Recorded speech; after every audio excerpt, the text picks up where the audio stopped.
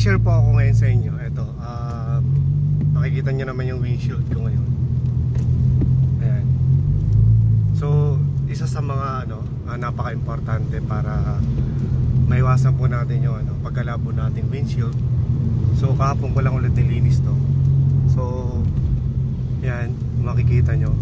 So, napakalinaw niya. And then yung kanyang tubig kasi pag pumapatak yung ulan, yan, mga bilog-bilog.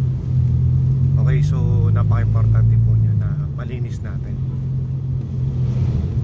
Tapos po pag inano yan, gumamit na kayo ng wiper, sin talaga napakalinaw. So pag may nakita po kayo mga bakat-bakat, ibig sabihin may stain. So minsan po kapag tumakbo ako na mabilis, kahit di na ako mag-windshield, kahit di ko na gamitin yung wiper, okay na po siya.